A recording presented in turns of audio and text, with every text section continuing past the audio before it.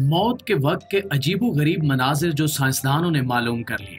नाज़रीन ग्रामी, आज से तकरीबन 2700 साल पहले यानी 300 कबल मसीह की बात है, जब एक जंग के दौरान ईर नाम का एक यूनानी जंगजू मारा गया और अपने वतन पर कुर्बान हो गया। ये जंग कई दिन तक चलती रही और ईर की लाश 10 दिन तक मैदान जंग में पड़ी रही।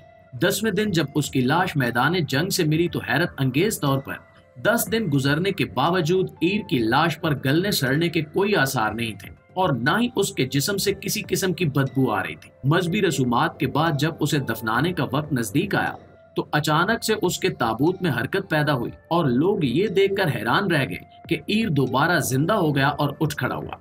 लोगों ने उसे देवताओं की कारस्तानी समझा, लेकिन ईर ने लोगों को बताया कि वो ये 10 दिन जन्नत और जहन्नुम के नजारे देखता रहा है। बकौल उसके जब वो मर गया तो उसकी रूह उसके जिस्म से निकलकर इसी दुनिया में किसी बहुत ही दूर दराज इलाके में चली गई और वहां पर जाकर उसे मजीद बुलंदी पर उठाया गया, यहाँ तक कि उसे आसमानों पर बादलों के दरमियान 2 दरवाजे नजर आए। जब वो दोनों दरवाजे उसके सामने खुले तो एक दरवाजे के अंदर भड़कती हुई आग थी और दूसरे दरवाजे के अंदर से जन्नत का मंजर नजर आ रहा था।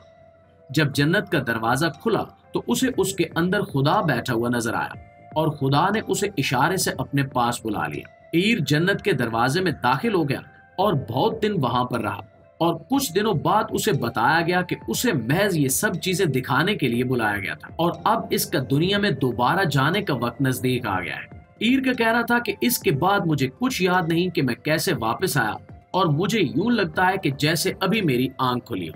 दोस्तों, ये इतना हैरत अंगेज वाकया है कि तारीखी तौर पर इसका रिकॉर्ड भी महफूज किया गया है और ये अपने रिकॉर्ड की वजह से एक सच्चा वाकया लगता है। दुनिया भर में ऐसे बहुत सारे लोग हैं जो मौत के वक्त के तजुर्बात के बारे में बात करते हैं और उनमें से सब कोई तकरीबन ऐसा ही एक्सपीरियंस हुआ है कि वो मरने के बाद जन्नत में ले जाए जाते हैं और वहां पर उनकी खुदा से मुलाकात होती है। ये तमाम वाकयात इससे पहले साइंस तस्लीम नहीं करती थी, लेकिन आज से 2 साल पहले साइंसदानों ने एक ऐसा तजुर्बा किया कि उन्हें इन वाकयात की साइंसी तौजीह भी मिल गई और आखिर इन्हें मानना पड़ा कि हाँ, ऐसा होता है। क्या वाकई ऐसा मुमकिन है या नहीं, यही हमारी आज की इस वीडियो का मौजू है। तो आइए आपको उस तजुर्बे के बारे में बताते हैं जिससे साइंसदानों को मौत के वक्त के हालात के बारे में इल्म हुआ।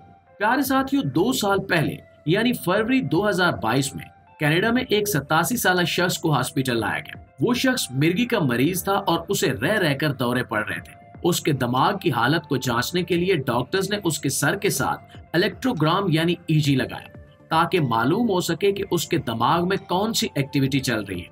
अभी इलेक्ट्रोग्राम लगाकर उसके दिमाग का जायजा लिया जा रहा था कि इस तरह के एक दौरे के दौरान उसे हार्ट अटैक हुआ और वो मरीज उसी हालत में फौत हो गया। उसकी मौत के वक्त भी उसके सर के साथ 2 इलेक्ट्रोड्स लगे हुए थे और उसके सर की मुकम्मल स्कैनिंग कंप्यूटर पर दिखाई दे रही थी। माहिरीन और डॉक्टर्स ने मुशाहिदा किया कि उस शख्स का दिल बंद होने के कई मिनट बाद भी उसके दिमाग में इलेक्ट्रिकल एक्टिविटी होती रही और दिमाग के मुख्तलिफ हिस्सों में एकदम से न्यूरॉन सिग्नल में बहुत बड़ा ब्रस्ट देखने में आया, यानी न्यूरॉन्स एकदम से हाइपर एक्टिव हो गए और फिर चंद मिनट के अंदर अंदर थोड़ा थोड़ा करके वो सब के सब न्यूरॉन्स भी मौत से हमकिनार हो गए और उसका दिमाग भी मर गया। इससे डॉक्टर्स और माहिरीन ने अंदाजा लगाया कि मौत के वक्त इंसान का दिमाग एक तरह के फ्लैशबैक में चला जाता है। ये अंदाजा दरअसल इंसानी दिमाग में चलने वाली 5 किस्म की मुख्तलिफ लहरों की मदद से लगाया गया था। इंसानी दिमाग में मौजूद ये 5 मुख्तलिफ किस्म की वेव्स कौन सी होती हैं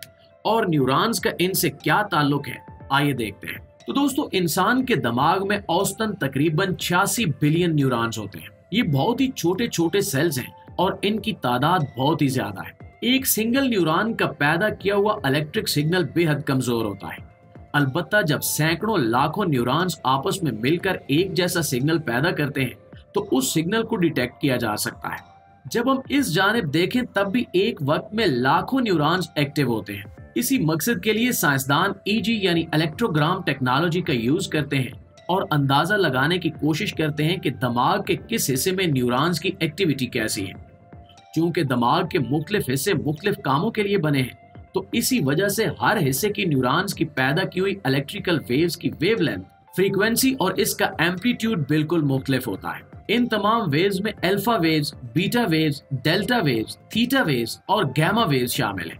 इन तमाम वेव्स की फ्रीक्वेंसी मुख्तलिफ होती है और इनमें गैमा वेव्स की फ्रीक्वेंसी सबसे ज्यादा है जो 44 हर्ट्ज तक होती है, जबकि सबसे कम फ्रीक्वेंसी डेल्टा वेव्स की होती है जो तकरीबन 4 से लेकर 8 हर्ट्ज तक पैमाइश की गई है। तमाम की तमाम वेव्स मिलकर हमारे दिमाग की कारकर्दगी को मुमकिन बनाती हैं और हमें अपने दिमाग से मुख्तलिफ काम लेना सिखाती हैं, जिनमें सोने से लेकर फैसले करना, कोई भी काम करना, कुछ नया सीखना और इस तरह की दीगर चीजें शामिल हैं। मौत के वक्त ये तमाम की तमाम वेव्स एकदम से बहुत ही ज्यादा हो जाती हैं। हालांकि अगर आम जिंदगी में कोई एक खास किस्म की दिमागी लहर यानी इन तमाम वेव्स में से कोई एक किस्म की वेव ज्यादा हावी हो जाए तो हमारा दिमाग काम करना छोड़ देता है। मौत के वक्त इन तमाम वेव्स का एकदम से बहुत ही ज्यादा हो जाना और पूरे दिमाग में फैल जाना इस बात को जाहिर करता है कि दिमाग अपनी मुकम्मल मेमोरी को रिवर्स करके रिवाइंड कर रहा है और मरता हुआ इंसान अपनी पूरी जिंदगी को उल्टी तरतीब में देखता है। यानी सबसे ज्यादा हालिया मौके की याद उसे सबसे पहले आएगी और बचपन की याद सबसे आखिर में आएगी। यूं जैसे जैसे उसकी यादें उसके सामने आती चली जाती हैं, वैसे वैसे ये न्यूरॉन्स मरते चले जाते हैं। एक तरह से आप ये कह सकते हैं कि मरते वक्त इन तमाम न्यूरॉन्स की कैफियत ऐसी होती है कि सारी जिंदगी में इन्होंने जो कुछ भी मेमोरी सेव की हो वो अपनी मेमोरीज को सामने लाकर मरते चले जाते हैं। इस तरह के तजुर्बात उन इंसानों पर भी करने की कोशिश की गई जो मौत के करीब हो, लेकिन उनमें से बहुत सारे तजुर्बात मुख्तलिफ हालातों वाक़यात की वजह से नाकाम हो गए। इसकी वजह यह है कि इंसानों की मौत के वक्त का तयन नहीं किया जा सकता कि इन्हें मौत कब आएगी, चाहे वो कितने ही बीमार क्यों ना हो। कानूनी तौर पर इंसानों को जबरदस्ती मौत का शिकार भी नहीं बनाया जा सकता। इसलिए इस मकसद के लिए चूहों का इस्तेमाल किया गया और चूहों के दिमाग से इलेक्ट्रोग्राम मुंसलिक करके उन्हें जहर का इंजेक्शन दिया गया और फिर मरते हुए चूहों के दिमाग की स्कैनिंग की गई। इससे मालूम हुआ कि मरते हुए चूहों और इंसानों के दिमाग की स्कैनिंग बिल्कुल एक जैसी होती है और तकरीबन हर जानदार को ही मरते वक्त एक जैसा ही तजुर्बा हासिल होता है। मौत के वक्त पूरा दिमाग हाइपर एक्टिव हो जाता है और हर किस्म की वेव्स पूरे दिमाग में फैल जाती है। ये तजुर्बा ऐसा है जैसे आप एक बहुत बड़ी सुरंग में बहुत तेजी के साथ से गुजर रहे हो और आपकी पूरी जिंदगी के वाकयात आपकी आंखों के सामने चल रहे हो। इस वजह से आंखों के सामने एक बड़ा ही जबरदस्त किस्म का फ्लैश पैदा होता है जो बाहर से तो किसी को नजर नहीं आ सकता, लेकिन हमारा दिमाग उसे देख सकता है और हमें बावर करवाता है कि जैसे इसके आसपास मुकम्मल तौर पर नूर फैला हुआ है। ये यादों का फ्लैश होता है जिसे इंसान नूर समझता है और इस सारी कैफियत से वापस आने वाले इंसान भी इसको नूर ही बयान करते हैं और इसे खुदाई नूर का नाम देते हैं। दोस्तों, इस तरह का एक वाकया इंडिया में भी हो चुका है जब कैंसर की शिकार एक खातून यूं ही मौत का शिकार हुई और मौत के तकरीबन 6 से 7 घंटों बाद दोबारा से जिंदा हो गई। हैरत अंगेज तौर पर उसने भी यही तमाम वाकयात बताए और उसका कहना था कि मैं जन्नत और जहन्नुम के दरमियान में थी और मेरे सामने नूर फैला हुआ था। अलबत्ता इससे भी ज्यादा हैरत की बात यह थी कि मौत के उस तजर्बे के बाद वो कैंसर पेशेंट मुकम्मल तौर पर सेहतयाब हो गई थी और यूं लगता था कि जैसे उसके पूरे जिस्म में कैंसर का नामो निशान नहीं है। माहिरीन ने इस बात पर ज्यादा तहकीक तो नहीं की, अलबत्ता इससे एक बात साबित हो जाती है कि इंसानी दिमाग एक बेहद पेचीदा चीज है जिसे समझना फिलहाल बहुत मुश्किल है।